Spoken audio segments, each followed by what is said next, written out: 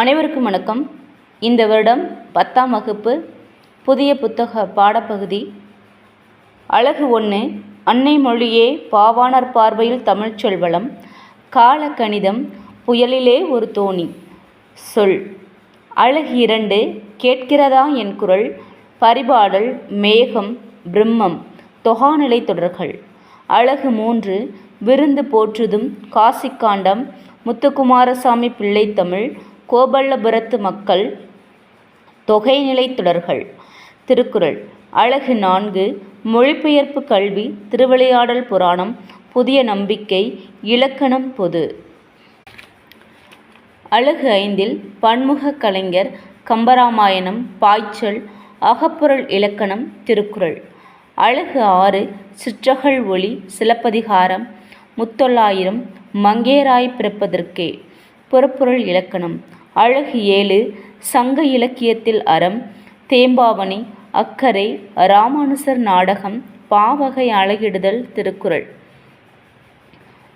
பழைய புக்கில் 52 தலைப்புகளுக்கு மேற்பட்டு இருந்தது. புதிய புக்கில் உங்களுக்கு 34 அல்லது அதற்கு மேற்பட்ட தலைப்புகள் உள்ளன. பிஜிடிஆர்பி அனௌன்ஸ்மெண்ட் பண்ணியிருக்காங்க. அதில் பார்ட் 1 தமிழ் கம்பல்சரி நம்ம பாஸ் பண்ணி ஆகணும். அது முக்கியமாக நியூ புக்கில் இருக்கக்கூடிய தமிழ் புக்கு சிலபஸ் கண்டிப்பாக கேட்பாங்க. அந்த சிலபஸ்க்குரிய கொஷின் ஆன்சரை பார்ப்போம். முதல் பாடமாக அன்னை மொழியே. அன்னை மொழியே ஆசிரியர் பாவலரேறு பெருஞ்சித்தனார்.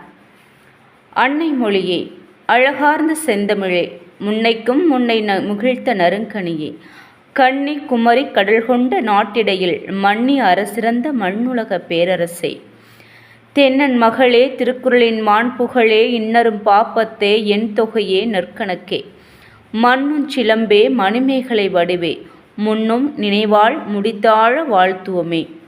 ஆசிரியர் பாவலரேறு பெருஞ்சித்தனார். அன்னை மொழியே அழகார்ந்த செந்தமிழே முன்னைக்கு முன்னை முகிழ்த்த நறுங்கனியே அப்படின்னா பழமைக்கு பழமையாக இருக்கக்கூடிய நறுங்கனியானவள் தமிழ்.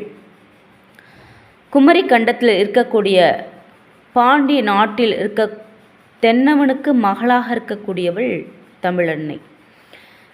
திருக்குறளின் மாண்புகளாக திகழக்கூடியவள். இன்னரும் பாப்பத்து என்றால் 10 பாட்டு. திருமுருக ஆற்றுப்படை புனராற்றுப்படை பெருமான் ஆற்றுப்படை சிறுபான் ஆற்றுப்படை முல்லைப்பாட்டு குறிஞ்சிப்பாட்டு பட்டினப்பாலை நெடுநாள் வாடை போன்ற 10 பாடல்களோடும் 8 தொகை 11 கீழ்கணக்கு நூல்களோடும் சிறப்பாக சிலப்பதிகாரம்